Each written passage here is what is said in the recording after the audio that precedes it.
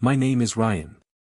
On Saturday, my phone screen lit up with a message from my childhood friend Leo. Ryan, same old place on Saturday for the class reunion. Are you coming? I stared at the words, my thumb hovering over the keyboard for a long time without pressing down. The words, reunion, and Saturday, felt like three sharp needles, piercing straight into the back of my head. The pain was so intense that I slammed my phone face down on the table. How could I forget this gathering? In my past life, right in that courtyard, I stood holding a glass of orange juice, watching her walk in through the entrance. Her name was Luna. She wore a white floral dress, and when she smiled, her eyes curved like sweet candy. I held that candy in my mouth for a full 10 years, until in the end, my tongue was raw and my teeth were hollowed out. I closed my eyes, my temples throbbing incessantly. The scenes from my past life didn't require any deliberate effort to recall, they surged forth on their own, like a relentless tide. In my second year of high school, my monthly exam ranking plummeted from 3rd in the grade to 58th. My homeroom teacher called me into the office, slamming the desk as she demanded to know what was going on. What could I say?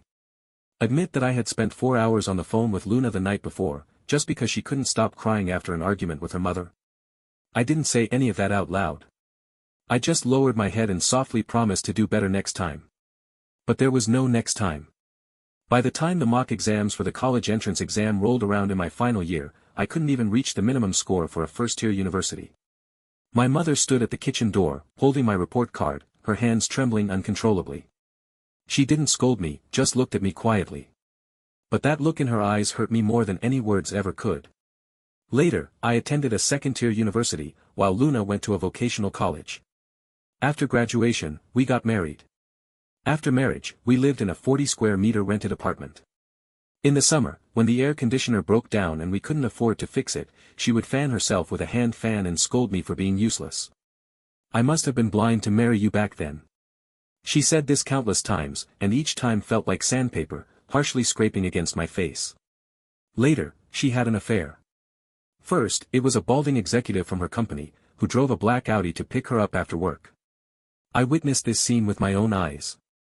Standing across the street, my legs felt as heavy as lead, and I couldn't move an inch. I didn't make a scene, I chose to remain silent. Later, a rich second generation appeared, posting a photo with her on social media. The rich kid had his arm around her waist, smiling arrogantly. I still didn't make a scene, just silently endured it all. I have become a complete joke, someone who once had the chance to attend a top-tier university and become a scientist, but ended up stuck in a rundown rental apartment, being called a failure by my wife. On that final day, it was raining. I stumbled across the street, not even hearing the sound of car horns. And then, I woke up in my 16-year-old self's bed. The crack on the ceiling was still shaped like a crooked lightning bolt, and the calendar by the bed read, September 12, 2014, 3 days before that party. I clutched the corner of the blanket and sat on the bed for a full 10 minutes, my sweat soaking through my school t-shirt. My phone vibrated again, it was Leo pressing me, "Are you coming or not? Say something." I picked up my phone and replied, "I'm not going," then sent it, turned off my phone, and stuffed it into the very back of the drawer. In this lifetime, I will have nothing to do with the name Luna ever again. On Saturday, the sky was as blue as a fake backdrop. I locked myself in my room and spent the entire day working through past college entrance exam questions. Physics, chemistry, biology, all those formulas and theorems I had once pushed to the back of my mind now felt like old friends I hadn't seen in years, both familiar and strange. My parents were quite surprised to see me like this. My mother walked in with a plate of sliced apples, carefully placed it on the corner of my desk, and asked softly, "Son, aren't you going out to play today?" Without looking up, I replied intently, "No, I'm studying." The tip of my pen raced across the scratch paper as I worked through a complex electromagnetic field problem, my train of thought so clear it even scared me a little.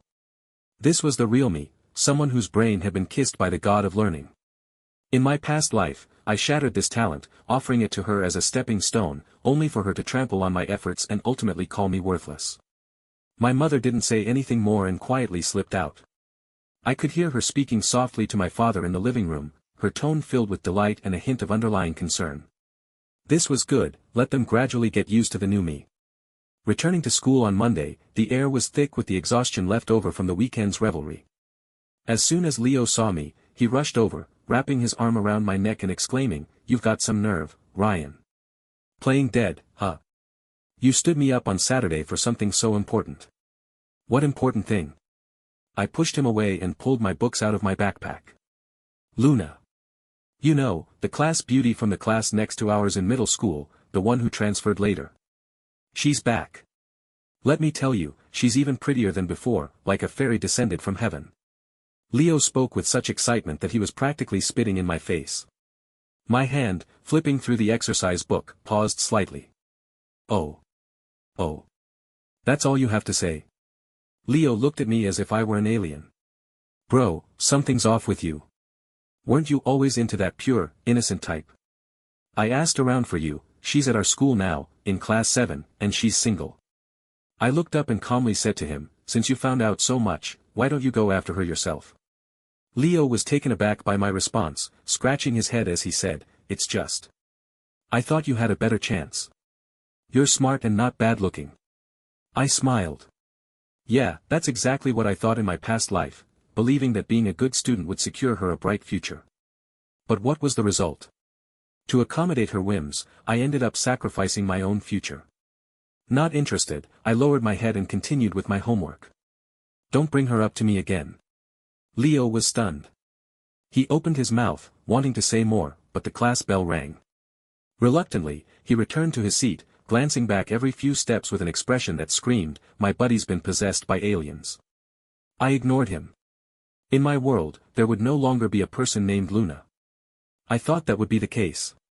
Until the next afternoon, when the teacher led someone into the classroom. Class, quiet down. Let me introduce a new student. She transferred from class 7 and will be a member of our class 1 from now on. I was buried in calculating the limit of a function and didn't look up. A wave of suppressed gasps and whispers rose around me. Oh my God, it's Luna. How did she transfer to our class? She's so pretty. My pen tip scratched a long, harsh line across the paper, and my heart felt as if an invisible hand had suddenly clenched it, squeezing tightly. I slowly raised my head. On the podium, she was dressed in a pristine school uniform, with two straight, slender legs visible beneath the skirt. She smiled softly, her eyes curving into crescents like two moons, and her voice was gentle and sweet as she introduced herself. Hello everyone, my name is Luna. I hope we can get along well in the future. Her gaze swept across the classroom and finally landed precisely on me. Those eyes, bright and sparkling, seemed to hold a pool of spring water. In my past life, it was in that very pool that I drowned. The teacher pointed to the empty seat beside me and said, Luna, you can sit there for now. Ryan, you're a good student, please help the new classmate settle in. My seat was by the window in the last row. The spot next to me had been empty because no one could stand my dullness, I only ever talked about studying. Now, that empty seat had an owner. She walked toward me with light, brisk steps, and a sweet, almost cloying fragrance of shampoo drifted through the air. She sat down in her seat, tilting her head toward me with a deeper smile. Hello there, new deskmate. My name is Luna. I didn't look at her, my eyes fixed on the question I had scratched out on the test paper, and I coldly uttered two words, Ryan. For the entire afternoon, she kept trying to strike up a conversation with me. Hey, your handwriting is really nice. This question is so hard, do you know how to do it? Next period is PE, shall we go to the playground together? I ignored her the whole time. She either got an from me or was met with complete silence. Eventually, she stopped talking too, just sitting there quietly, occasionally stealing glances at me out of the corner of her eye. I could feel that gaze, like a feather, always trying to brush against my heart. Unfortunately, my heart was already dead in my last life. What was rebuilt in this one is a heart of stone. As soon as the school bell rang, I immediately packed my bag and left. Leo caught up to me, looking utterly exasperated, and said, Dude. The goddess is sitting right next to you. Who were you giving that death glare to all afternoon? Do you have any idea how many guys in the class want to tear you to pieces? Too noisy, I said, shaking off his hand and quickening my pace. Leo asked, seriously, what's wrong with you? What got into you? I stopped in my tracks, turned to look at him, my gaze icy cold. Leo, I'll say it one more time, my goal is Tsinghua University. Anything else, anyone else, don't bother me. After saying that, I turned and walked away, leaving him alone on the spot. I knew I was being hurtful, but he would understand later. I didn't want to repeat the tragedy of my past life, nor did I want to drag him into my mess. Back home, I locked myself in my room, trying to shake off that restless feeling from my mind. I turned on the desk lamp, spread out my practice problems, physics, chemistry, math. These were the things I should have embraced most at 16, not some damn romance. However, the next day, there was an extra breakfast on my desk, a sandwich and a box of warm milk. Luna was leaning over the desk, and when she saw me coming, she lifted her head, her eyes sparkling. "Good morning. I didn't know what you liked, so I just bought something random. Want to try it?" I pushed the breakfast back. "No need. Come on, I already bought it." She pushed it back again, her voice carrying a hint of coquettishness. "Consider it a welcome gift for your new deskmate." I didn't touch the breakfast again. Instead, I directly took out my own from my backpack, 2 boiled eggs and a cold bun, which my mom had prepared for me at 5 in the morning. I ate the bun expressionlessly, not even glancing at her. The smile on her face froze, and a few suppressed chuckles came from around us. I could imagine how clueless and straightforward my behavior must have seemed to her. In my past life, she did the same thing. A simple breakfast would make me happy all day long. During class, I would steal glances at her, thinking she was practically an angel. Now, I just find it laughable. Her little schemes are as transparent as cellophane in front of someone who has lived 2 lifetimes. She went to great lengths to transfer from Class 7, an ordinary class, to our Class 1, the elite class. Wasn't it all just to climb the social ladder? And me? Last semester, I ranked first in the grade, won competition awards left and right. I'm the most prominent and sturdy branch on that ladder in this school. What she's after isn't me as a person, but the title of grade rank 1, the halo of being a Tsinghua University reserve. She thinks that by clinging to me, she can secure a different future for herself.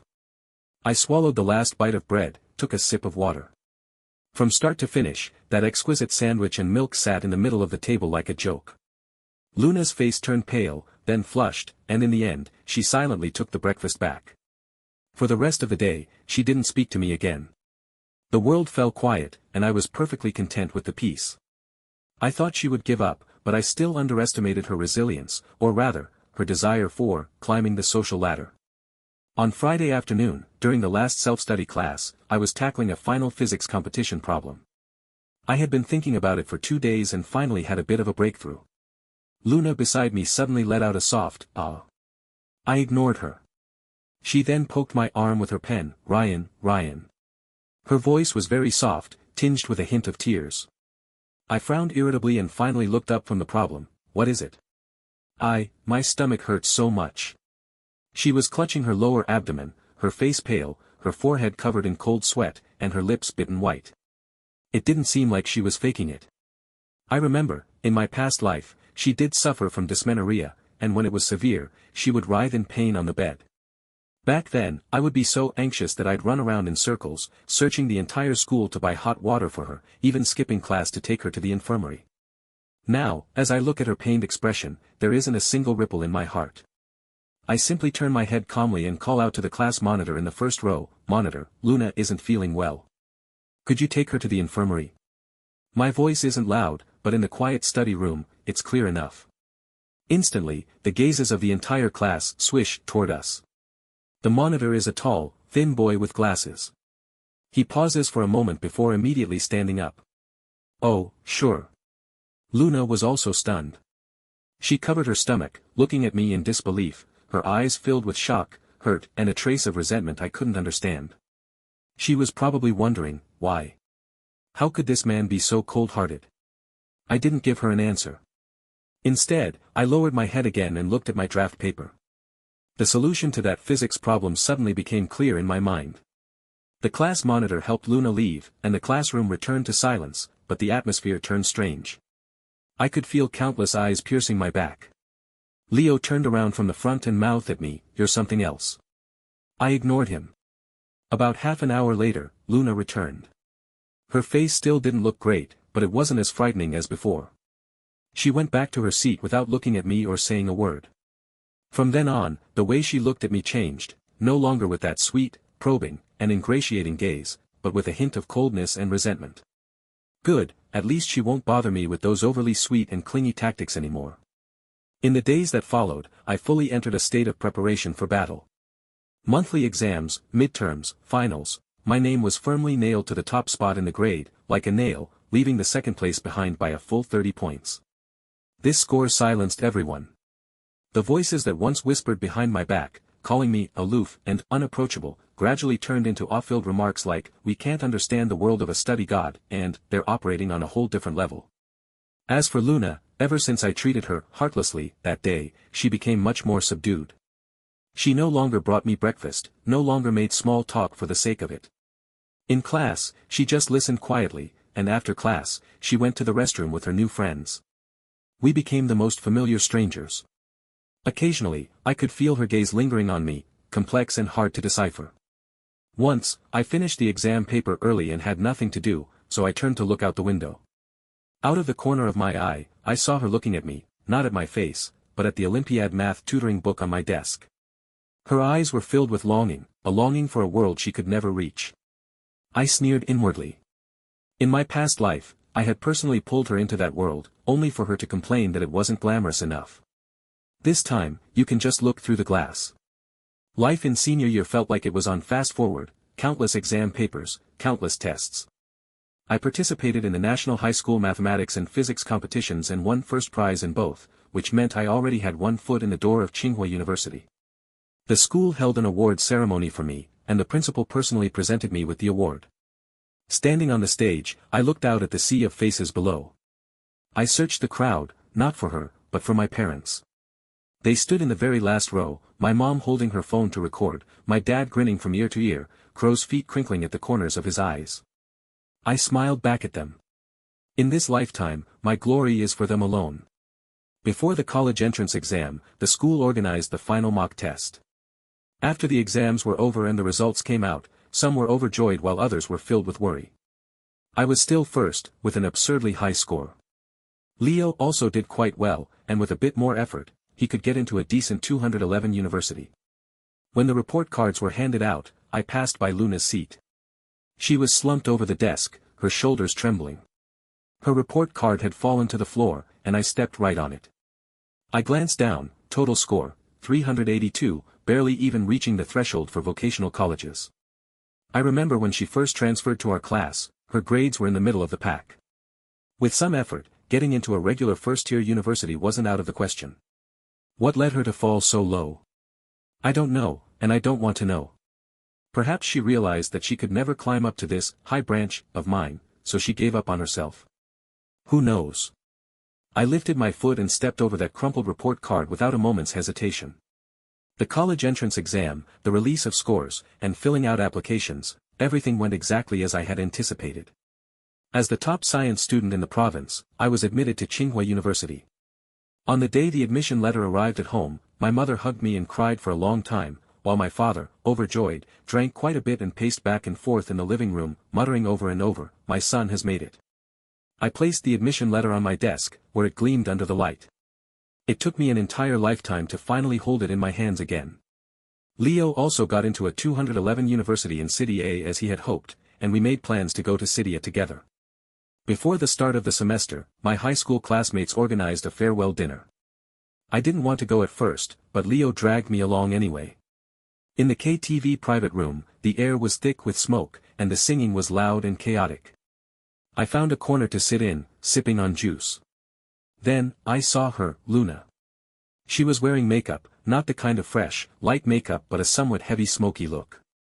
Dressed in a black spaghetti strap dress, she sat in the center of the crowd, playing dice with a few guys.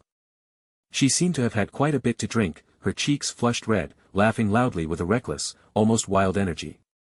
She looked out of place among us, a bunch of fresh high school graduates, more like the version of her from my past life, who navigated social gatherings with ease.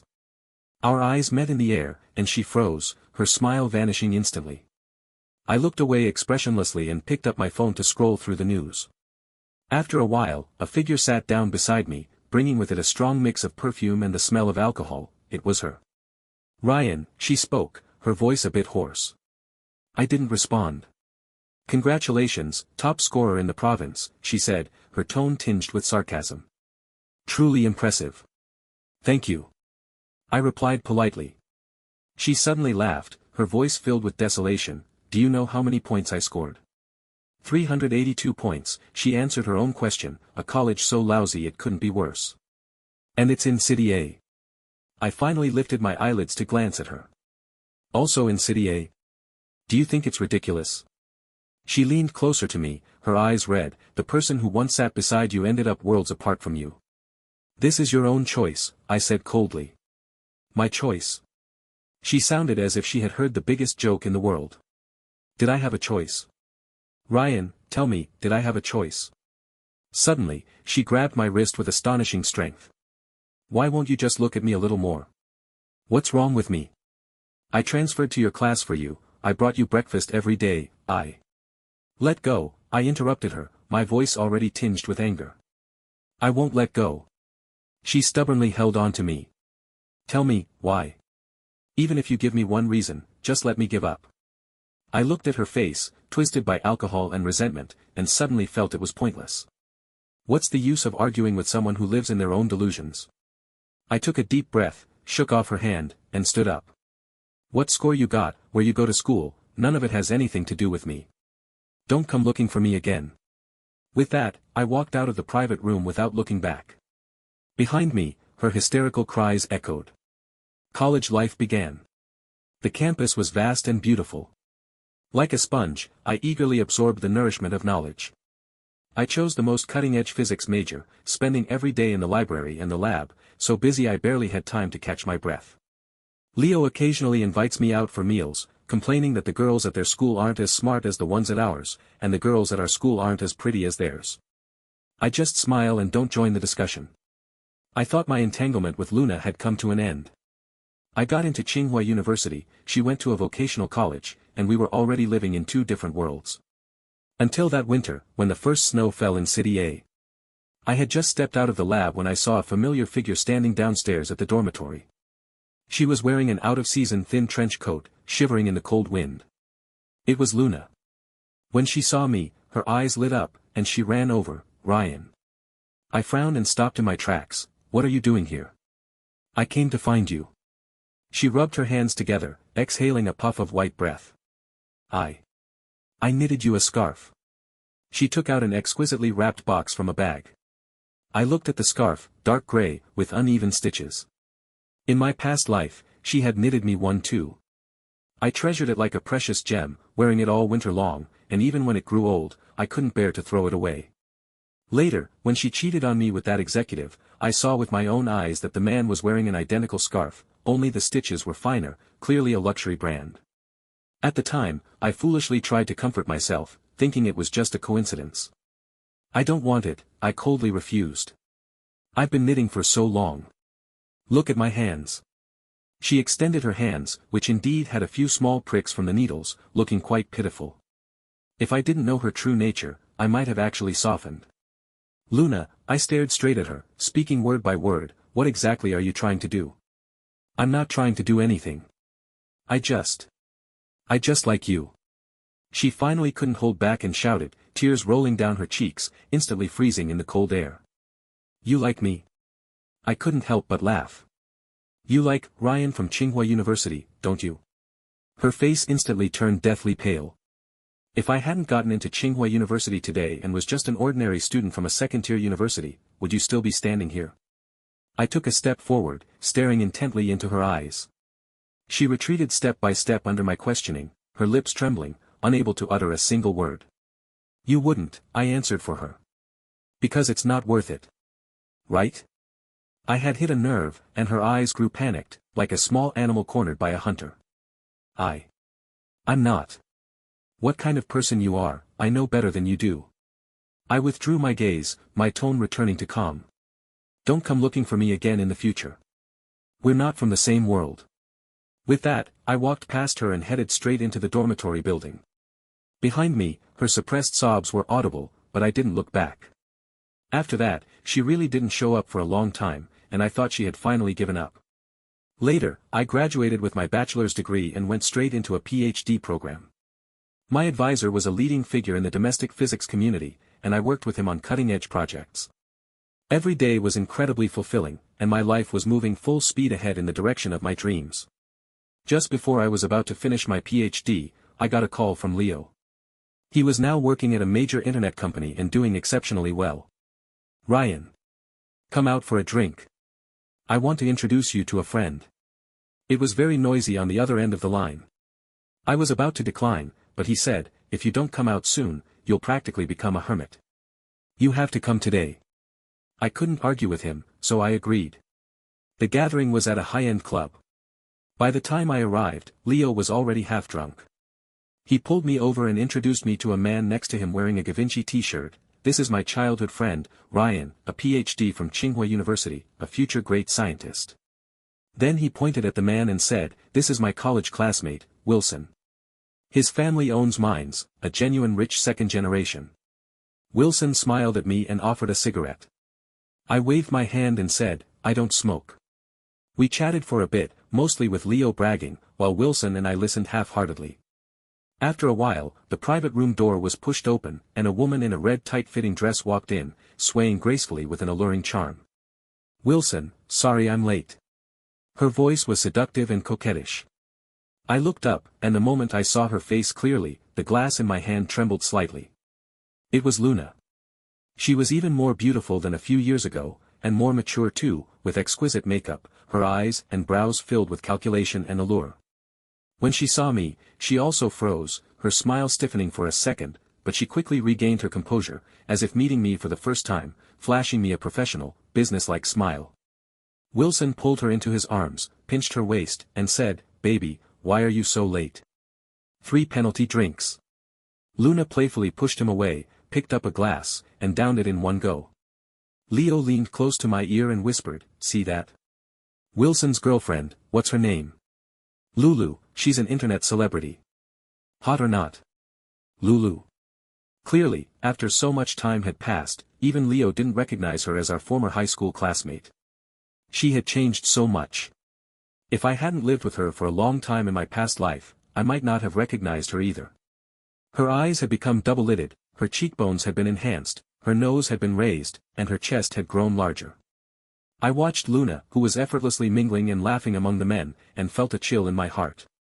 In the end, she had become exactly the kind of person she wanted to be, only the high branch she had climbed had shifted from me, a potential stock, to one wealthy second-generation heir after another, all tangible and within reach.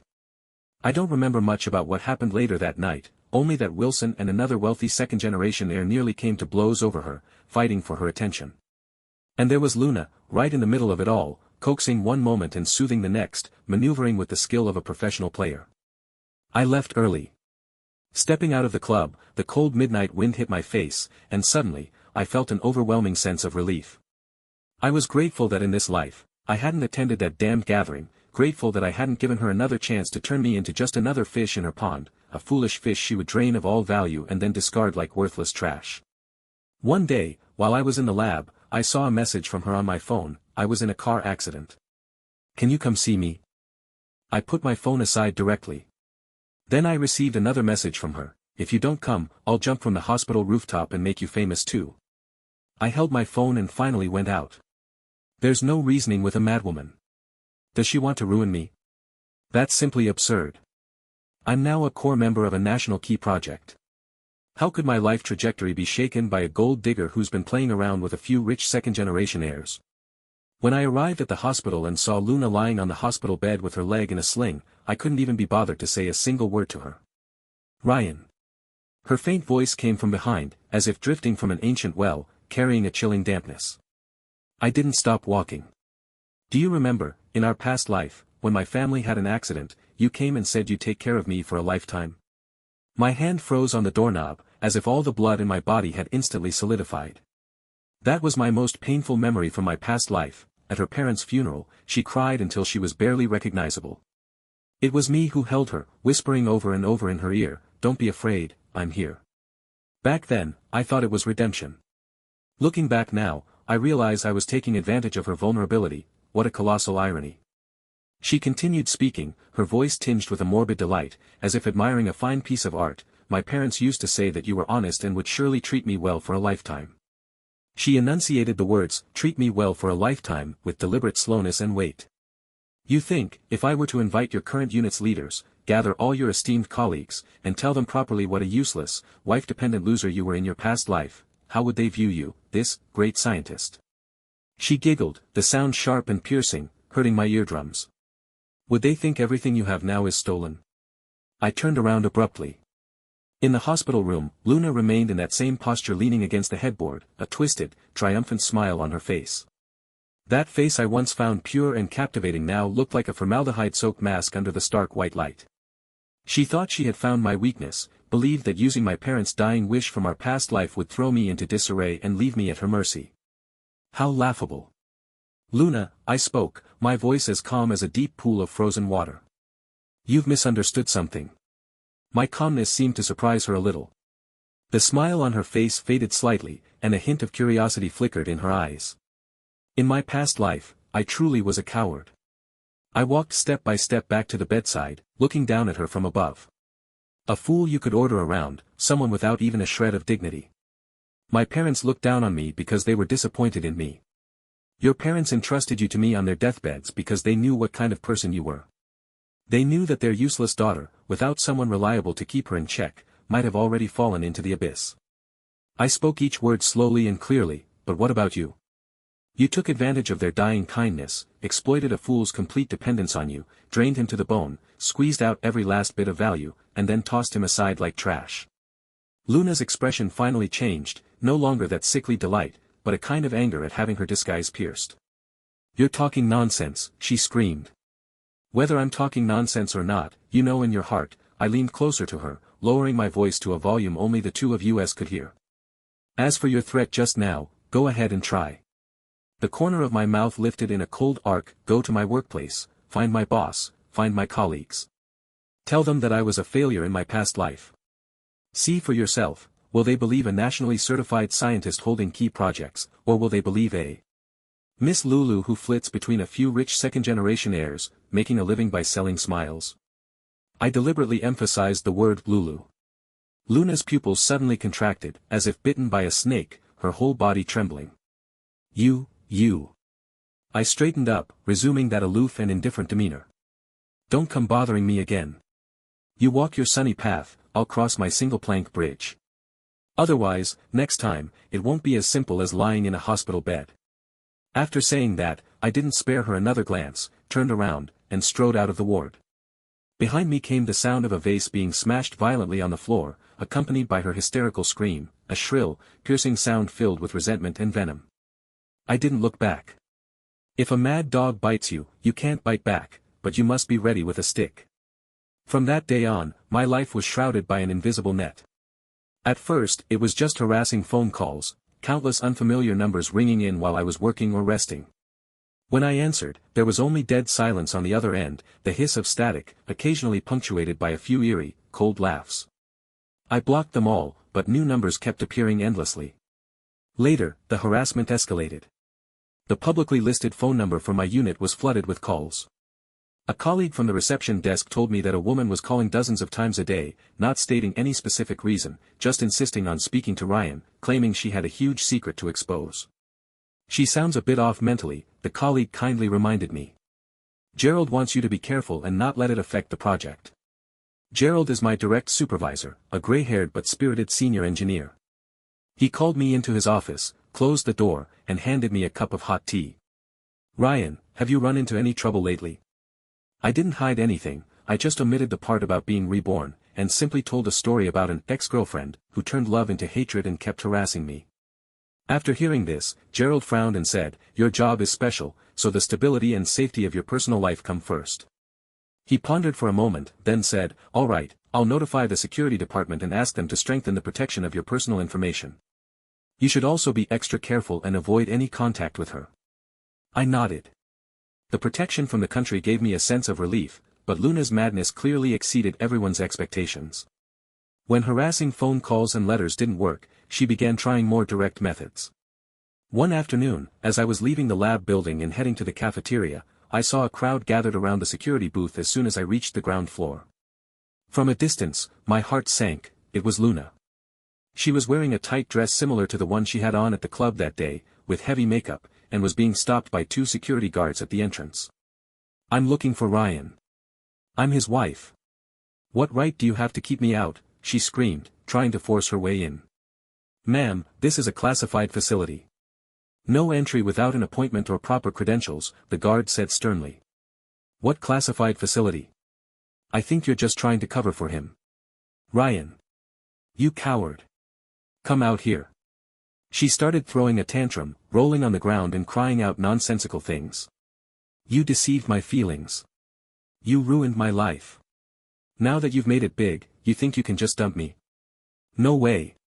The colleagues around all stopped in their tracks, pointing at her and occasionally glancing in my direction. I could feel that those gazes were filled with curiosity, scrutiny, and even suspicion. My cheeks burned, and my fists clenched tightly at my sides. She had succeeded. In the most vulgar, most shameless way, she had deeply humiliated me in the place I valued most and took the most pride in. Gerald had walked over to me at some point and patted my shoulder. Don't act impulsively. Let security handle it. His voice was steady. The truth will out. Looking at his trusting eyes, my tense body relaxed slightly. In the end, security called the police, and Luna, who was making a scene, was taken away on the grounds of disrupting workplace order.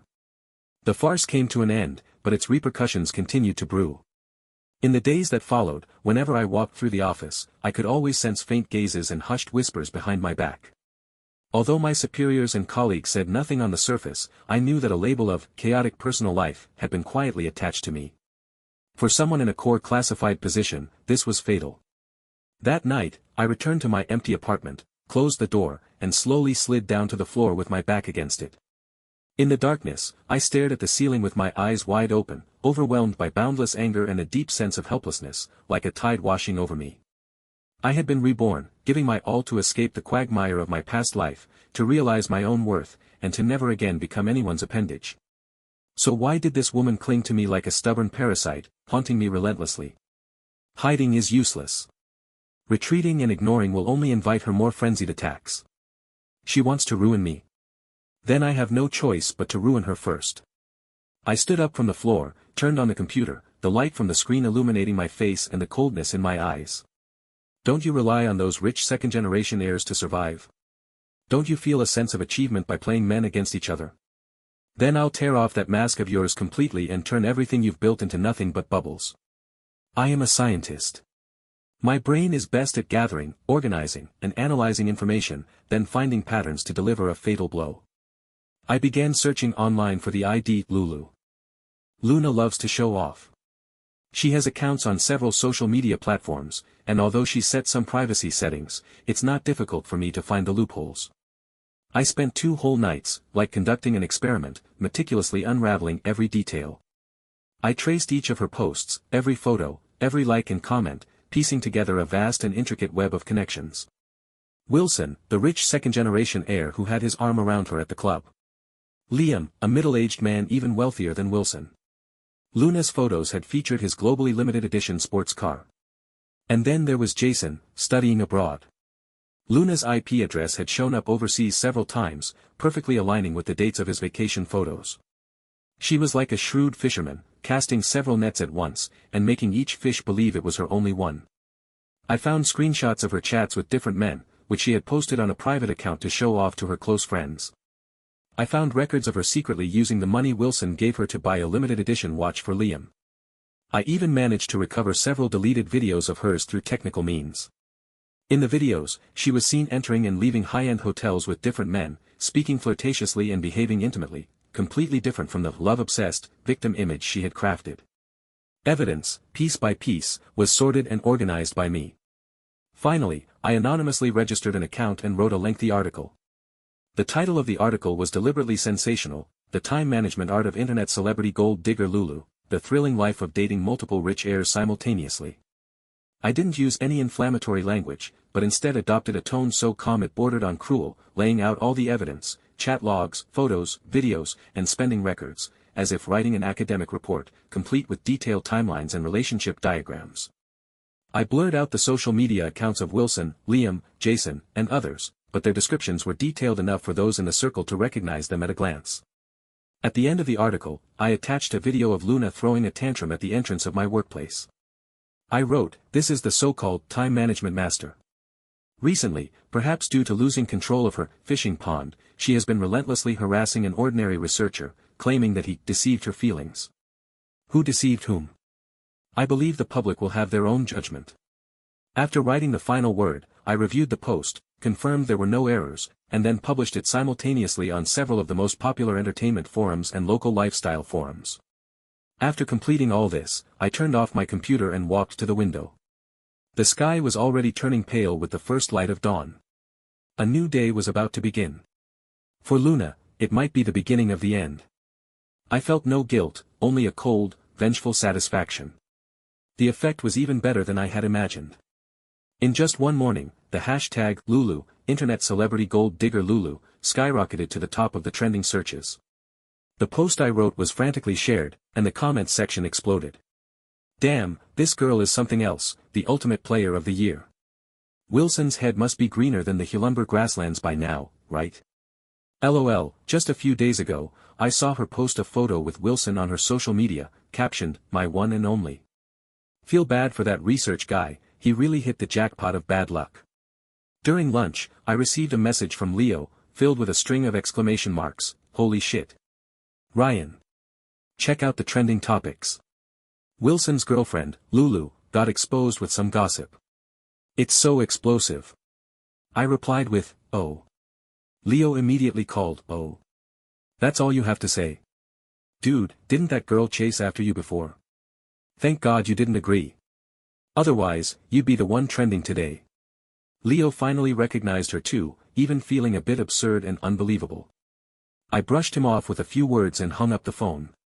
In the afternoon, an even more dramatic follow-up arrived. Someone leaked that Wilson had taken people to Lulu's place and smashed all the surprises she had given him, a whole room full of luxury goods. Others said that Liam had directly sent a lawyer's letter, threatening to sue her for fraud. Luna's social media accounts were flooded with angry comments from netizens, forcing her to delete all her accounts and disappear from the online world in disgrace. The world she had relied on for her livelihood had collapsed. I knew she wouldn't let it go. A person driven to the brink of madness is capable of anything. I requested a few days off from Gerald, citing personal matters, and he quickly approved it. During these days, I didn't return home. Instead, I checked into a hotel with tight security. The only thing I did each day was stare at my phone. I was waiting for Luna's final blow. On the third night, an unfamiliar number sent a text message, Ryan, it's me. I know I was wrong, and I have nothing left. Please, come out and see me one last time, by the lake. Let me say a proper goodbye to you, and then I'll disappear for good. The tone of the message was humble to the point of being pitiful. To someone who didn't know the truth, it might have truly softened their heart, but I knew this was the serpent's final strike. I replied with 2 words, address. The other party quickly sent a location, a remote man-made lake park in the suburbs, at 10 o'clock in the evening. Looking at the address, I smiled. She was still so clever, remote, few people around, 10 at night, convenient for making a move and equally convenient for escaping. I turned off my phone and dialed another number, the internal line of the unit's security department. Hello, is this Captain? This is Ryan. That person who's been harassing me, the one I reported to you before, she wants to meet up. The time and place are. I provided all the details. I suspect she might resort to extreme actions that could put me in danger. I need your assistance. Captain took it seriously, Ryan, don't worry. We'll arrange for someone to set up surveillance right away. Remember, under no circumstances should you go alone. While ensuring your own safety, try to gather evidence of her threatening you as much as possible. After hanging up, I took a small voice recorder from my suitcase and clipped it inside my collar. Then, I changed into an inconspicuous tracksuit, put on a hat and a mask, and left the hotel. Instead of heading straight to the park, I first went to a nearby police station. Posing as a concerned citizen, I reported that I had seen suspicious individuals loitering near the park in the evening, possibly planning illegal activities. This was my double insurance. At 9:50 p.m., I arrived at the artificial lake park. The streetlights by the lake were dim, and the surroundings were quiet, with only the rustling of leaves in the wind. As agreed, I stood under a willow tree by the lake. The air was filled with a damp, watery mist and a faint, almost imperceptible sense of danger. 10 minutes later, a dark figure emerged from the woods not far away. It was Luna. She was wearing a black trench coat, her hair was disheveled, and she wore no makeup. Her face was as pale as paper. Her eyes gleamed with a terrifying light in the darkness, fixed intently on me. "You came," she said, her voice hoarse as if scraped by sandpaper. "You asked me to come. What do you want to say?" I looked at her calmly. "What are you talking about?" She suddenly burst into laughter, sharp and piercing. "Ryan, you've ruined me. You've destroyed everything I had." She stepped closer to me, the madness and venom in her eyes almost overflowing. "I could have lived a good life. Wilson was about to propose to me. Liam promised to buy me a house. It's all because of you. You're the cunning bitch who ruined everything." "You deserved it," I said coldly. "I deserved it?" She sounded as if she had heard the biggest joke. "I just wanted a better life." "What's wrong with that? You're the one at fault. In my past life, you were so useless, you couldn't give me the life I wanted. In this life, you could have, but you were so heartless to me. Why couldn't you love me like you did in my past life? Why?" Her emotions had completely spiraled out of control, her entire body trembling. "If I can't have it, neither will you," she screamed, suddenly pulling something from her trench coat pocket, a gleaming, cold blade, a fruit knife. "I'm going to kill you. Ryan. I want you to go to hell with me." She raised the knife and charged at me like a madwoman. I didn't move. Just as the tip of the blade was less than half a step from my chest, a blinding light suddenly shot out from the nearby bushes, illuminating us. "Freeze! Police!" Several agile figures leaped out of the darkness, instantly pinning Luna to the ground. It was the security team from the company, along with the police I had alerted in advance. "Ah!" Luna was pinned firmly to the ground, still struggling and screaming wildly. The fruit knife fell to the floor with a crisp clatter. I looked down at her face, twisted and distorted by extreme rage and resentment, feeling utterly calm inside. It was all over. The voice recorder had captured all her insane ramblings and murderous intent, and the knife was undeniable evidence. Combined with her earlier spectacle at the entrance of my workplace and the evidence of her harassing me online, she was diagnosed with severe paranoid personality disorder and antisocial personality. In the end, she was forcibly committed to a psychiatric hospital. I heard that in the beginning, she would scream and shout in her ward every day, claiming she was reborn and that I was a fraud who had stolen someone else's life. But no one believed the words of a madwoman. Later, she began to grow silent, and then, I never heard any news about her again. She was like a stone thrown into a lake, creating a ripple, and then, she sank forever. And my life finally returned to its proper course.